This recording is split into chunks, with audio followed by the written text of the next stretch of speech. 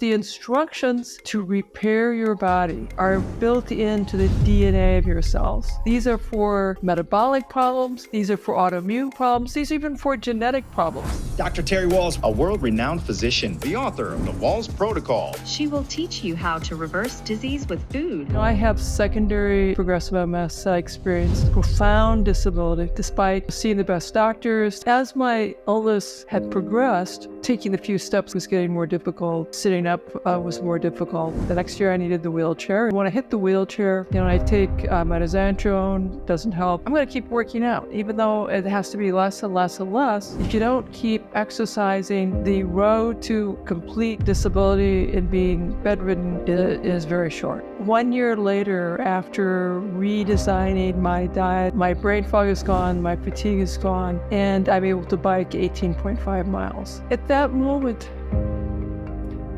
I knew the current understanding of secondary progressive multiple sclerosis is incomplete. My story should inspire hope to everyone who's been told there's nothing more that can be done. You have to provide all the correct building blocks, and your cells will know what to do. What would be the worst foods, 3 of them, that you just think people have to just never eat if they want to reverse disease? I'm going to say...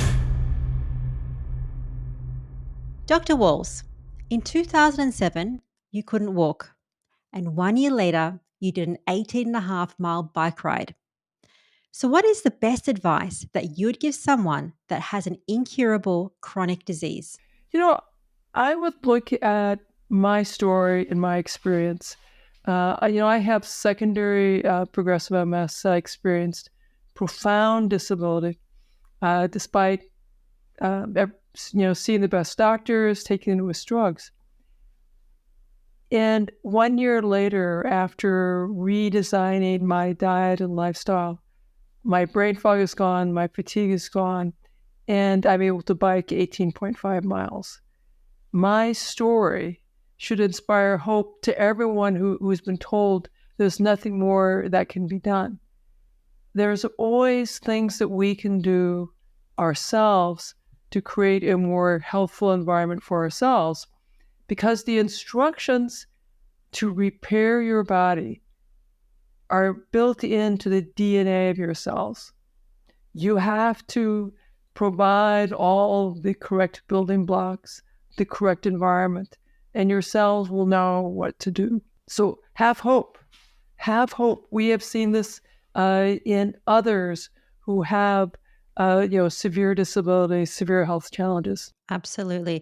And this is not just, so the protocol that we're going to talk about in this interview, it's not just for multiple sclerosis, MS. It is for a variety of diseases.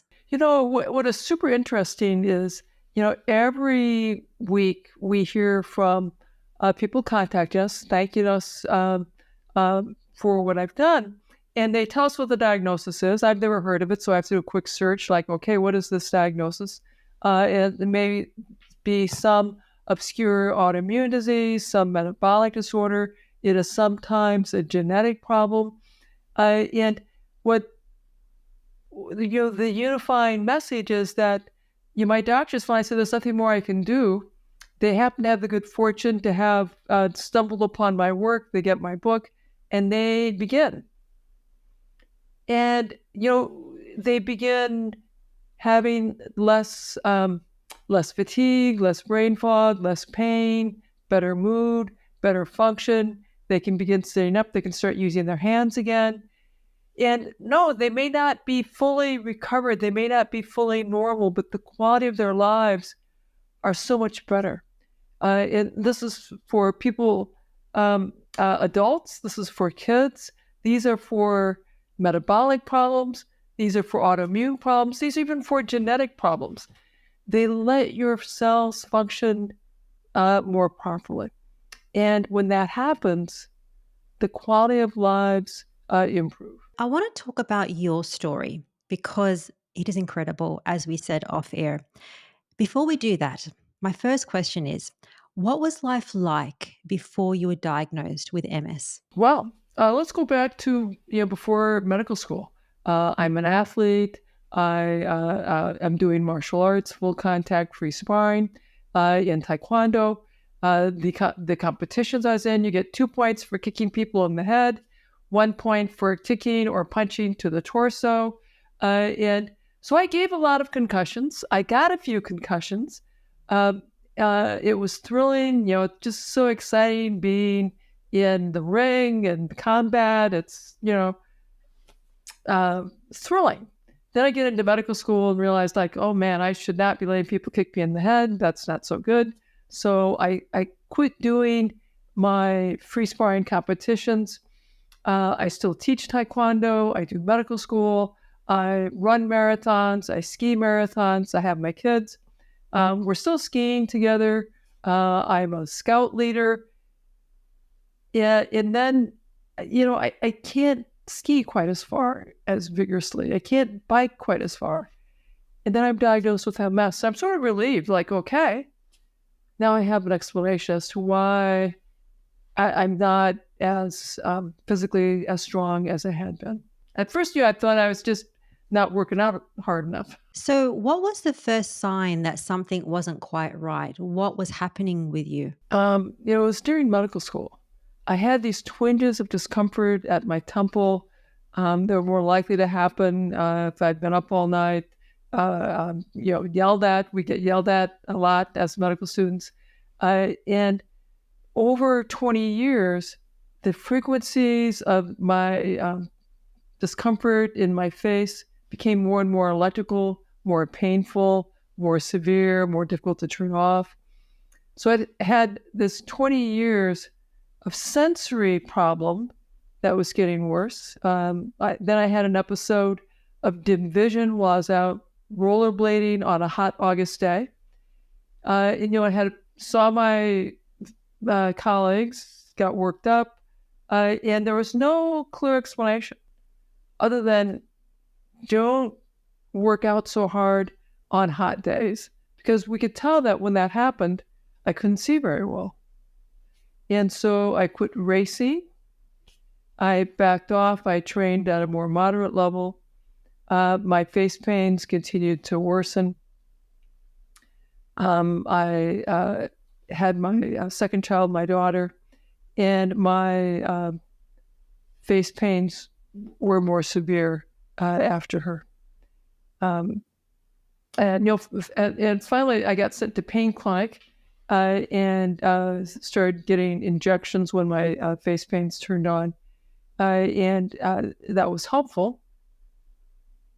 But it was clear that they were more frequent, more severe, more difficult to turn off. And so I could see the trajectory, which had been going on for about 20 years, was getting steadily worse. And I should mention that my father had a mononeuritis multiplex, which is an autoimmune disease affecting his peripheral nerves. And I had watched him have 20 years of worsening pain. And so, although my physician said, these are different diseases, in my head I'm going, I don't think they are. I think I've got what my dad has. And he had,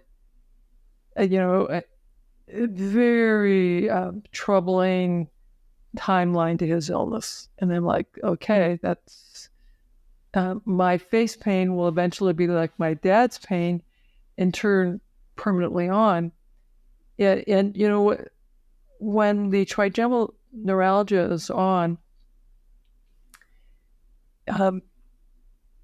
light triggers the pain, sound triggers the pain, touch, triggers the pain, a breeze triggers the pain. Then eventually it would get severe enough that moving my tongue triggers the pain. So I don't swallow. And so I'm drooling when this is going on. And if I attempt to speak, moving my tongue triggers the pain. So trying to talk would sort of look like this. Because I move my tongue, I get a jolt of pain, I get a spasm in my neck, and eventually get to the point where I can't communicate. And so, when the pain would turn on, we'd send because it'd take a few hours to go from unpleasant to horrific, would send Zach and Zeb to friends who would keep an eye on him, send the dog away. And I'd be in a dark room, and Jack would be trying to plead with the pain clinic to see me. She'd take me in, and they'd do an injection and give me some high-dose steroids, and that would give me, it would take a day or two, and the pain would stop. And so, as my illness had progressed, and I was getting more disabled from the MS, more, taking the few steps that I could take was getting more difficult. Sitting up was more difficult. It is coming to terms with the fact that I was, on track to become better in my illness.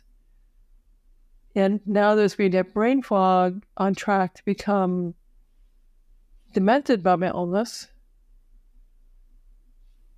And that when I looked at the trajectory of my trigeminal neuralgia, that I looked at my dad's experience, and forgive me, this is emotional to recall, because his pain turned on permanently, and he died in really horrific amount of pain.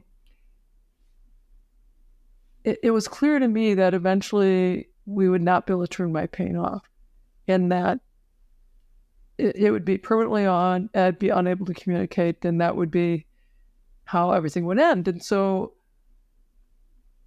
I had rewritten my durable medical power of attorney, gave Jack the authority, and I rewrote my living will such that if I got to the point where I could no longer swallow, and in this case it'd be that I was choosing to not swallow because it was so painful, and I was unable to communicate, that there'd be no IV fluids and no feeding tube.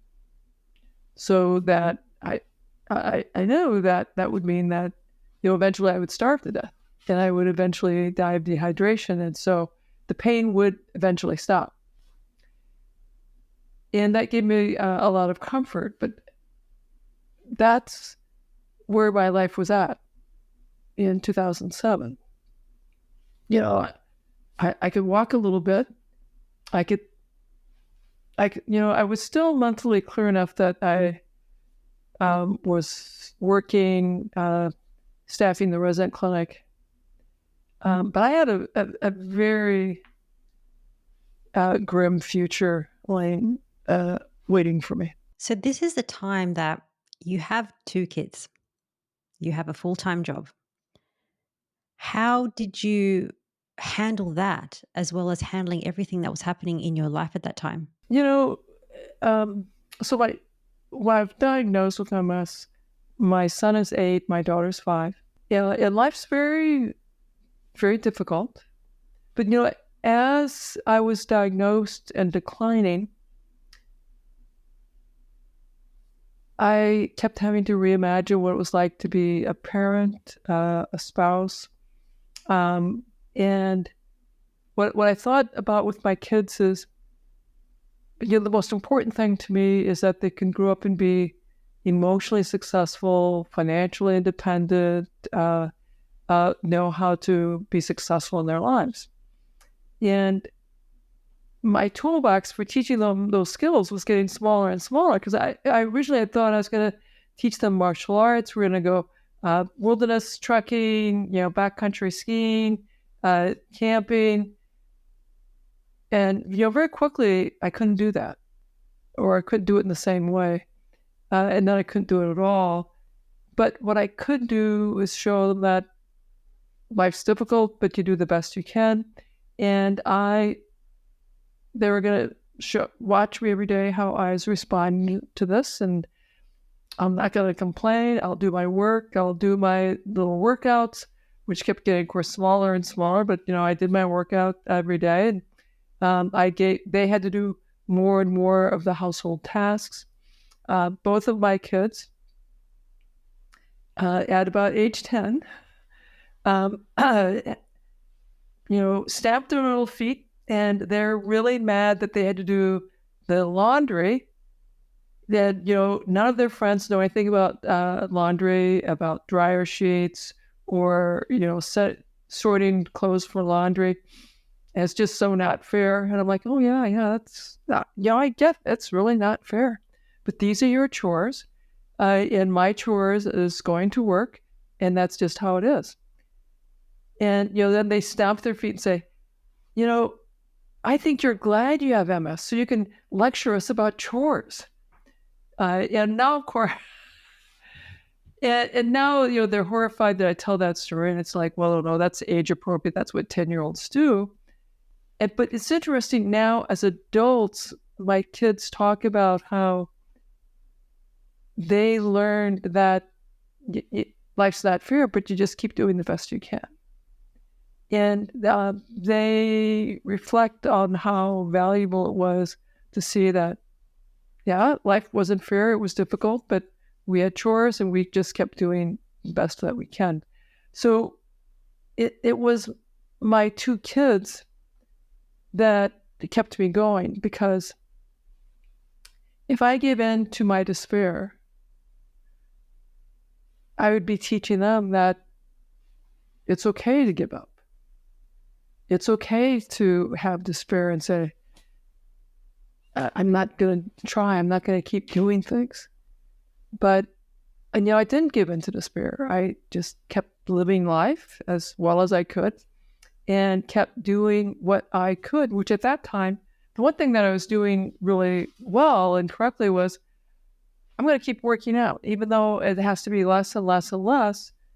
In my heart, I knew that if you don't keep exercising, the road to complete disability and being bedridden is very short. If you are new to a low or a zero carbohydrate diet, you might have a bit of trickiness in the beginning, and that could be due to an electrolyte deficiency as your body is transitioning over to using ketones for energy. So what I would recommend is to use salt. Put salt in your meals, put salt in your water.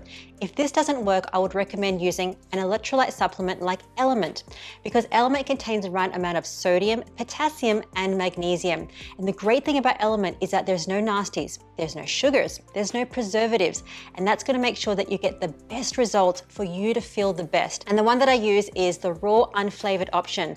I'll put this in my fatty latte, I'll put it in my water, and I'm off and feeling great for the day. So right now, Element is offering this free sample pack on every order.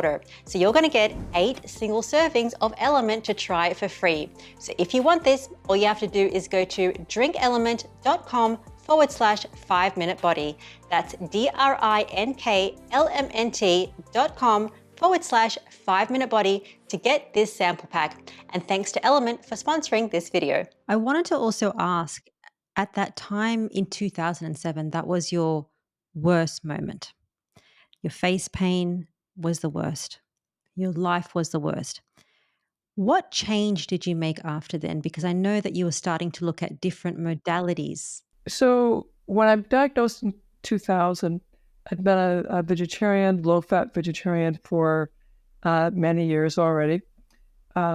It's interesting that 2 years after my diagnosis, my neurologist mentioned the work of Lauren Cordain. And so I got his books. And after a lot of thought and prayer, became a paleo eater. So I went back to eating meat. That was a big decision. And I continued to decline. The next year I needed the wheelchair, and things were, but the speed of my decline was slowing. I started when I hit the wheelchair. I take mitochondria, doesn't help. Take Tysabri, that new biologic, doesn't help. Then I've switched to salsa, and I'm already doing the paleo diet. And that's when I'm asking myself, am I really doing all that I can? And I'm like, well, I could be reading the basic science. And I go back and I start reading PubMed and searching. And I'm not a neurologist. I'm not a PhD. So reading this basic science was hard. It was hard. I had to read these articles again and again and again to get them.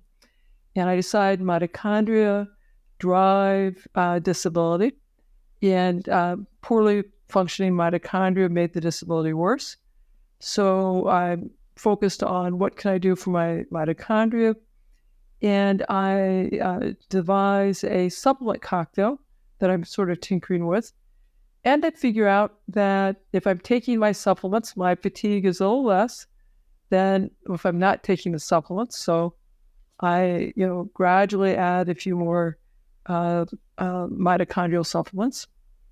And it was the summer of 2007 that my chief of staff calls me in and tells me he's going to assign me to the traumatic brain injury clinic, and I'll have to start in January. Describes what I'll do. No residents. I'll be seeing these patients as part of a multidisciplinary team. I come home and I tell Jackie, and she goes, "Honey, there's no way you can do that job." And I said, "Yeah, I know." And so come January, I'll go to that clinic, and either I can do it or I can't, and then I'll have to finally file for medical disability. And 2 weeks later, because I'm part of the institutional review board that reviews science, and I'd already told them that I wanted to review all the brain-related stuff. I was assigned the review of a study using electrical stimulation of muscles in people who are paralyzed, who are never going to walk again. And they wanted to extend the study because the patients didn't want to stop the electrical stimulation. So I thought, well, that's super interesting. So I do a search. There's 212 articles. Doesn't take that long to read all 212 abstracts. And there are just a few studies in Parkinson's and in cerebral palsy. So I talked to my physical therapist and convinced him to give me a test session. And he says, Terry, I can grow bigger muscles for you, but I don't know if your brain can talk to those muscles. I might be adding more weight to your legs that you can't use, and I may be making it harder to walk. But he does agree to give me a test session. It hurts like hell. I mean, it hurts a lot. But when it's over, I feel great. And Dave says, Terry, I think this is the endorphins. And so we start doing he calls it E-stim. So I come to clinic every day and I get some sessions. And after a couple of weeks, he says, we're going to order a home device for you, and you'll start doing this at home. Now, at home, I can do a little 10-minute workout. If I do more than 10 minutes, I can't, I'm too exhausted. I can't go to work. So I do 10 minutes, my little mat exercises, and I do my E-stim during my mat exercises. Then I discover the Institute for Functional Medicine. They have a course on neuroprotection. I sign up and I take that course. It's PowerPoints with synchronized audio, a big notebook of cases. And, it's, again, a lot of biochemistry. It's I have to go through these lectures again and again. My kids are laughing like, Mom, they're laughing at me like that, that's okay. So I have a longer list of supplements. And not a lot's happening yet. And then I have this big aha, Rena, and I sort of laugh now at how long it took to have this aha. Like, what if I redesign my paleo diet based on this long list of supplements that I'm taking from mitochondria? Like, where are these ingredients in the food supply? Because it might be giving me other important ingredients that are helpful. So that's several more months of research that I do. And I start this new way of eating December 26th, 2007.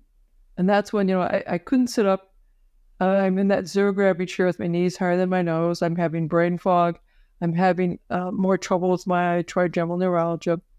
I can take a couple steps with my 2 walking sticks.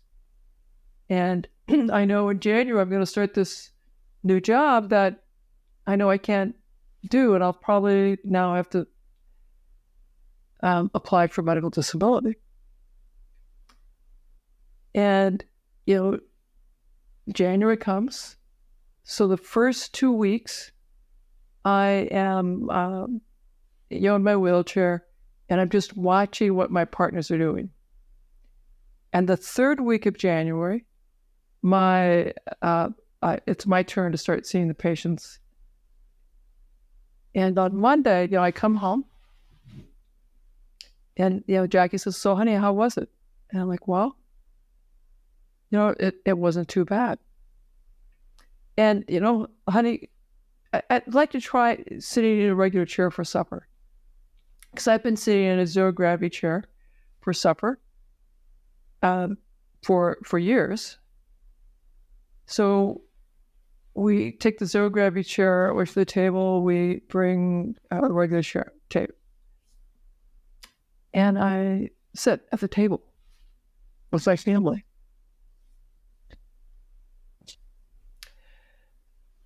And, that was a pretty big deal. Forgive me, I get sort of emotional. And so I'm sitting in a regular chair for supper. And then when I go to see my physical therapist, he says, Terry, I think you're definitely stronger. And he tells me I can start doing my E-stem and my exercises 10 minutes twice a day, then 15 minutes twice a day, then 20 minutes twice a day, then half an hour twice a day. And then I decided, you know what, I'm going to start doing some E-stem while I'm at work, because my therapist said, you've got you're weak everywhere, so you can stimulate with a goal of 45 minutes to any muscle group that's weak. So I start moving my electrodes and doing isometric exercises while I'm at work. And so now I'm doing, many hours of E-stem. And then I start walking with 2 walking sticks. And my partners are like, "Oh my God, Dr. Walls, so are you on that? This is so exciting." And I'm showing people my E-stem device. I'm talking about what I'm doing. And then I show up with 1 walking stick. Like, oh my God. And then I'm walking with no walking sticks. And then I tell Jack, I'd really like to try riding my bike. Because we used to ride bikes. It had been 6 years since I'd been on that bike. And Jackie says, "Well, if things keep going well, maybe in the fall." Well, I think it was 2 or 3 weeks later, and it was Mother's Day. I really want to ride my bike. So we have this emergency family meeting. My son, 16, my daughter, 13, they're adamantly opposed. They don't want to risk my falling and losing all the great ground that I've made. Jack, however, says, let's try. So she tells my 16-year-old boy, 6'5", big tall guy, "Zach, you run alongside on the left." And she tells Zebby, a 13-year-old, "You run alongside on the right," and she'll follow. And we all get into position. She gives the all clear, so I get on my bike and I bike around the block. I do have that big 16-year-old boy, and he's crying. The 13-year-old, she's crying. Jackie's crying. I'm crying. And when I relive that moment, I still cry. Because you see, that at that moment, I knew the current understanding of secondary progressive multiple sclerosis is incomplete. And it was like, how much recovery might be possible. And so every day I would bike a little further. And then in October, so it's just a few months later, Jackie says, honey, I signed us up for the Courage Ride. It's 18.5 miles. However far you go will be a triumph. And mind you, I'd only gone 8 miles. It was the furthest I'd gone until that. And that day, and I had to stop a few times and lay down and rest, but I got up and I crossed that finish line. And once again, we're all crying. My kids are crying, Jackie's crying, I'm crying. I still cry thinking about that. That fundamentally changes how I think about disease and health. It fundamentally changes the way I practice medicine, and it changes the focus of my research. And I've since made it my mission to teach other clinicians how to use these concepts, to conduct the research to show that diet and lifestyle really matter, and to give hope to the millions around the globe who've been told that there's nothing more that can be done, who need to have hope, to realize that no matter what they're being told, there are always things that they can do to make things a little bit better for themselves.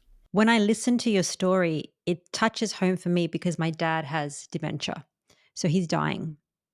And let's talk about the fix. Because in 1 year, you were in a tilt recline wheelchair. And then 1 year later, you can bike ride 18.5 miles, which is unheard of. It's incredible. My dad is at the point that he can't sit up, he can't swallow. He probably has to go to an aged care facility. So when you're telling your story and your tears are coming out of your eyes, I also feel the same way because, and I'm sure that people watching, they probably have somebody that is in their life or they can think of that has a debilitating disease that can be cured with diet and lifestyle, or at least reversed or better managed. I'm very careful to say that I'm not cured from MS. If I went back to eating gluten, dairy, or eggs, my trigeminal neuralgia flares and I have, horrific levels of pain. So, but if I continue to do my great diet, take my targeted supplements, exercise every day, I'm now jogging. So I continue to improve. I continue to do really well. And the other people that I see that I help them manage their complex chronic autoimmune disease. And we get remarkable improvements of function, remarkable reduction in pain. And sometimes people get so much recovery, they feel like, man, I am back to normal. I'm doing really great. And then they get tempted because, the standard Western diet is very delicious. And they get tempted and they go out and have pizza and beer with their friends. And then they wake up the next day and their disease has severely flared. They either have, if they have inflammatory bowel disease, they have terrible diarrhea or belly pain. If they have rheumatoid arthritis, their joints are hot and swollen and painful. If they have multiple sclerosis and optic neuritis, they wake up and they can't see. And they're calling me in a panic. I'm like, okay, yes, you may need some steroids from your conventional doc, and they may talk with you about disease-modifying drugs, but you also need to know what triggered your flare was your return to your previous diet and lifestyle. You'll have to clean things back up. We don't know how long it'll take with improving your diet to get things back under control again.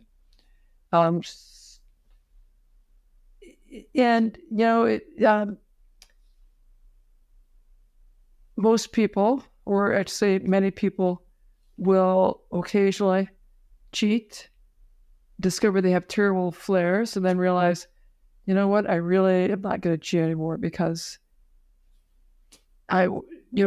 being healthy and feeling good taste a whole lot better than that delicious food. So I'd rather follow a healthful diet and lifestyle than succumb to temptation and have my disease flare. So, talking about this healthy diet and lifestyle, let's first talk about the diet because that's most interesting. And the other lifestyle tips are also very interesting as well. But the diet, people, they have to eat every day. And what should we be eating? And what I want people to do is you can think about this. Some folks are able to leap in and do everything perfectly all at once. Others have to gradually transition from their current diet to a more healthful diet. So I'm going to talk first about the things to add, because additions are always easier than subtractions. Then we'll talk about things to remove. So add more non-starchy vegetables, the green leafy things like spinach, kale, lettuces, Swiss chard, beet greens, more cabbage family vegetables, more deeply colored beets, carrots, berries, more cabbage family, onion family, mushroom family vegetables. And then sufficient protein, and we talk about how to do this. If you're a spiritually committed vegetarian, how to do it as a vegetarian. I explain why I prefer that you have meat, fish, poultry, because of the complete amino acids. We talk about the benefits of fermented foods like sauerkraut, kimchi. And we talk about things to reduce and preferably eliminate. So sugar-sweetened beverages, processed foods, and that many people have unrecognized sensitivity to gluten. That's the protein within many ancient grains, wheat, rye, barley. And the cross-reactivity with dairy proteins and brain structures, such that if you have a problem with gluten, you probably have a problem with dairy, and that's leading to molecular mimicry attacks on your brain. So that's the reason to take both gluten and dairy out. And that many people also have additional sensitivity to eggs. So I have people take eggs out, at least on a temporary basis. And for some folks, that's an easy thing to leap into. And for others, they have to do it in more stepwise fashion. We also talk about that we're addicted to these foods. They're delicious, and if I can see them, I'll be eating them before I know it. So it's easier if you do this as a family, so that for the patient, you want to have their eating environment be filled with foods that are good for them, and to take out of their eating environment foods that are not good for them, and to have a conversation with the family about what we can do together as a family. And if, as a family, what you can do is the Mediterranean diet, but you can't do the Wahls diet, then start with what you can do is the Mediterranean diet. And then perhaps you can go gluten-free and take the dairy out, but begin improving your diet. And when it comes to the meat portion of, and this is the Wahls protocol. So Dr. Terry Wahl, she created the foundation of what worked for her to cure MS. So when it comes to the meat, because for you, the quality of the meat is very important. If you can go organic, grass-fed, or regenerative farming, the nutritional quality of the meat will be better. But I want to remind everyone, when I began teaching these concepts in my clinics at the VA, and then the VA created the therapeutic lifestyle clinic that I ran, I was taking care of people in rural Iowa, shopping in their small rural grocery stores. They were getting conventional food. It wasn't organic. They weren't going to Whole Foods. And they had remarkable success. So absolutely, if you can go organic, grass-fed, you'll get your results faster. but I want you to do what you can given your economic reality.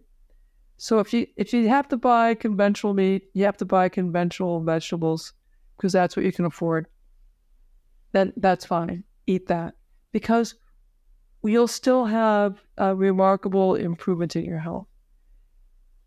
If you can afford organic, yes, get organic.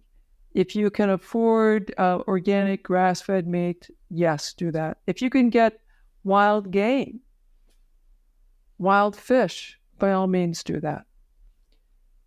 The other thing I want you to do is to quit spending your money on sugar-sweetened beverages, on white flour-based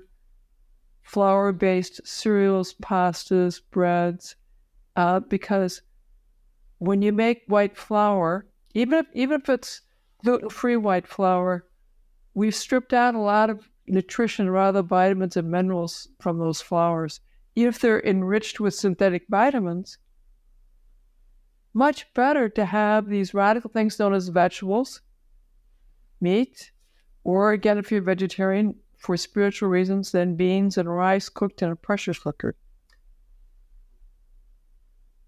Our nature didn't have empty calories. Our bodies evolved eating food. It didn't evolve eating processed foods. These processed foods are robbing us of vital nutrients that we need to run the biology of life. And every bit of delicious processed food that you eat, which is delicious, cheap, plentiful, but is robbing you of the nutrition you need to do the biology of life correctly. So this is a question I love to ask. If you could think of 3 best foods for people to treat all disease, what do you think is the top 3 that you would pick? Well, liver actually is, liver and heart are incredibly nutrient dense, vitamins, minerals. They're packed with mitochondria, great mitochondrial nutrients, really great food. So that's one.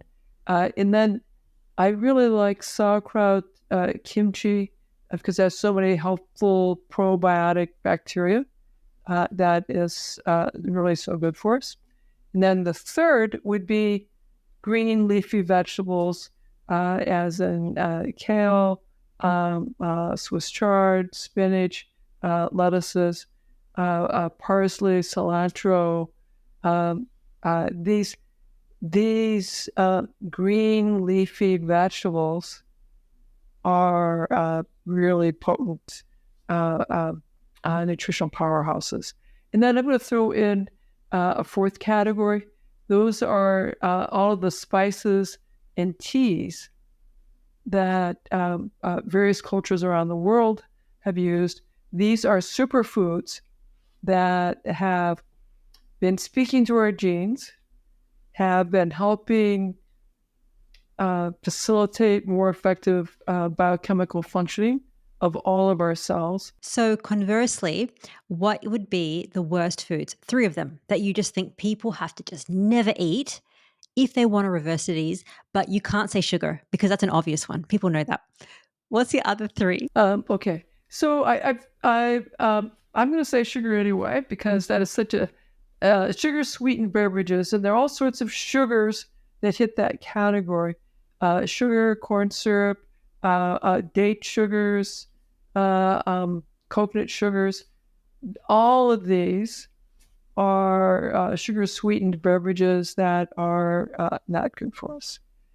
Then the next thing is the flour-based foods. So those are the breads, cereals, pastas that make all sorts of delicious things. Delicious things, cheap things that, again, making the white flour, the food has, the nutrients have been removed, the minerals have been removed, the vitamins have been removed. You still have the calories that feed the wrong bacteria and yeast in our bodies, that is really terrible for us. And then I'm going to add in sort of another category, the emulsifiers that are added to the food supply to make foods have better mouth feel, so they don't separate, and that disrupts the microbiome in our bowels, again, fertilizing the wrong microbes and starving the good ones. That was good answers. So emulsifiers especially, it really depends on what's in packaged food as well. That's why I tend to stay away from packaged food. I wanted to ask, what is the difference between the Wall's protocol and a ketogenic diet? Oh, sure.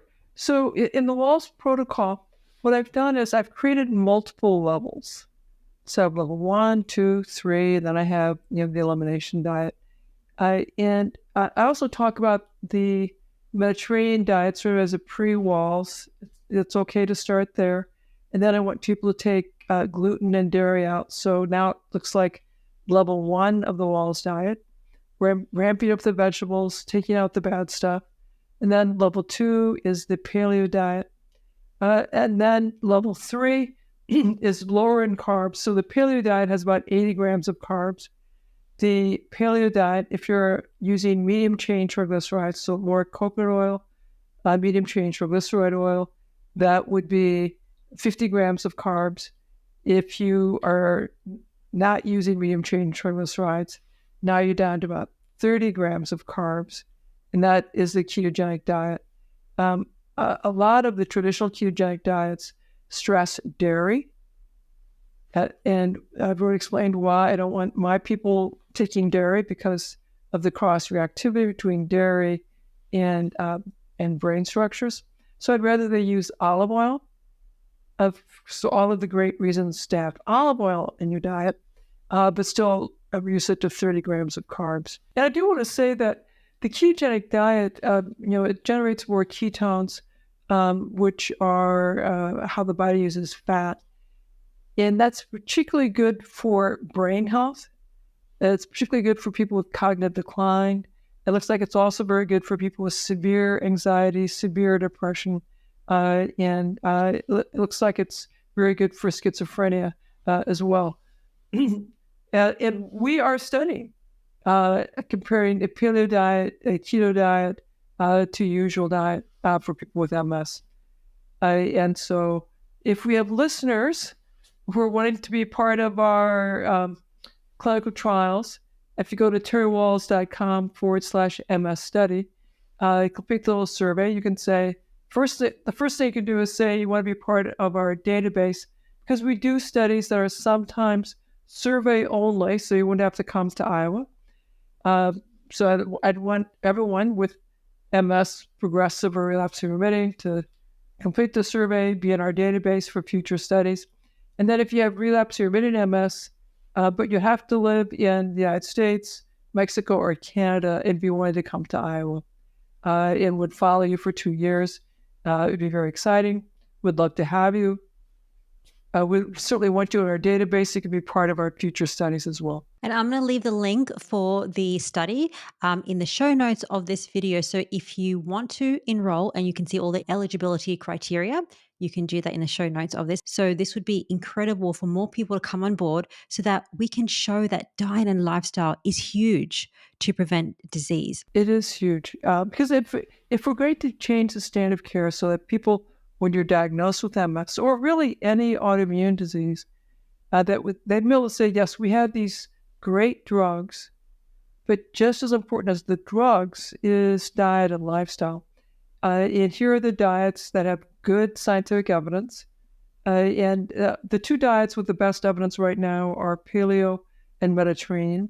I think the ketogenic diets do very well, but those studies have all been very small. We need larger studies, longer studies, and so we're doing that right now. Wonderful. And the last question I want to ask is about the mitochondria. This is probably the most important thing because I was speaking to Professor Thomas Seyfried, and he's doing his research in metabolic theory for cancer, and it's all about the mitochondria.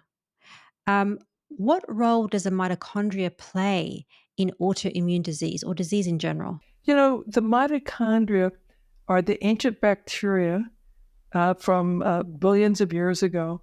They were engulfed by larger bacteria, and these ancient bacteria could use oxygen more effectively and let us make ATP more effectively, which would allow these cells to become multicellular and become animals and primates and, of course, us humans. And all of our cells depend on the mitochondria to generate the ATP more efficiently so the cell can do the work assigned to it. If the mitochondria are not working well, that cell cannot work well, and then you'll have deterioration. So it shows up as irritability, so mental health issues, brain fog, cognitive decline, pain. And that's the first symptom. Mitochondrial dysfunction can be helped. We have targeted supplements and a better nutrition. Make sure you have plenty of those B vitamins, minerals, and fats so the mitochondria can work well. When the mitochondria work well, the cell can work better, and then the body can begin repairing itself. Dr. Siegfried studies mitochondrial dysfunction in the setting of cancer, and we know that for cancer, if we put people on a ketogenic diet, the cancer treatments are far more effective, and the side effects of the cancer treatments are much less. So there are great and very exciting studies with ketogenic diets in the setting of cancer. And now we're just going to have studies of ketogenic diets in the setting of MS and the settings of schizophrenia. And I'm writing study protocols to investigate ketogenic diets in the setting of schizophrenia as well.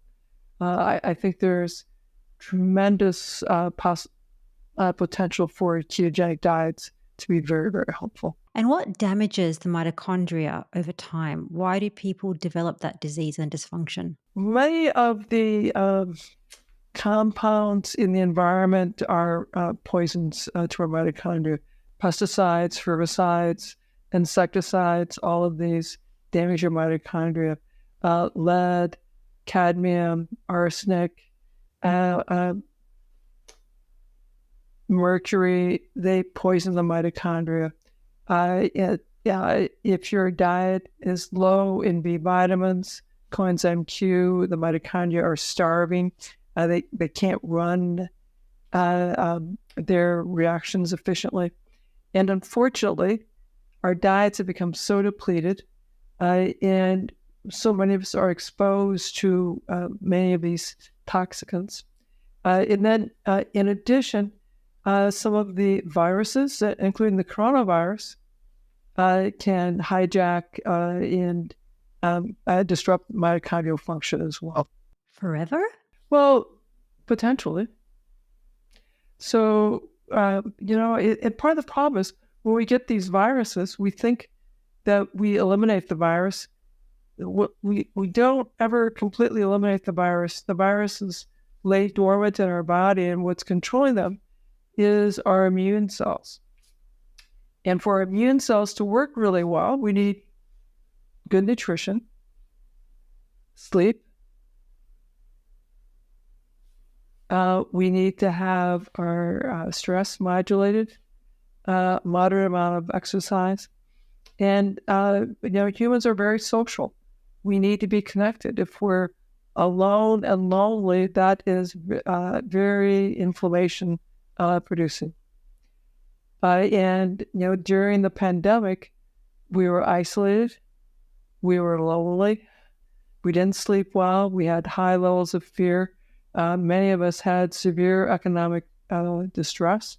And so it was a giant stressor for humanity at large, for communities at large, and for most of us individually. We experienced severe stress during the pandemic. Last question is, what is the role of vitamin K for the myelin? Yeah, this is really, I like this one a lot. So in the animal models, we see that vitamin K turns out to be vital for making myelin, in that the highest levels of vitamin K are in the brain. Super interesting. And I can also tell you, in my recovery, when I started eating these greens, I discovered that I had this tremendous craving for kale and lettuce and spinach, all these greens. And when I got well enough that I started traveling, going to scientific meetings again, I discovered that if I wasn't getting my 6 to 9 cups of greens, and I just had an amazing craving for greens, then I could tell my energy and mental clarity was going downhill. And so then I started traveling with greens, in powdered greens, so that I could keep up my enormous green intake. And after 4 years of this tremendous intake of greens, I apparently got caught up. And now I don't have to have quite as many greens, and I'm not as sensitive. I think vitamin K2 is a vital nutrient. Now, the evidence right now is still only in the animal models, but I expect that it will be true in human studies as well. And we have been analyzing our vitamin K levels in our studies and reporting those as well. What is the last advice that you'd give someone if they just think, I'm stuck with what I have and diet seems too hard? So if diet is too hard, then start with a gratitude practice and work on improving your sleep. And then when you are ready, start working on improving your diet. But first begin gratitude, improving your sleep, and getting connected with other people who are interested in improving their health. I hope you enjoyed this video. Now you need to watch this video by Professor Seyfried talking about the worst food that feeds cancer cells. I'll see you guys next week.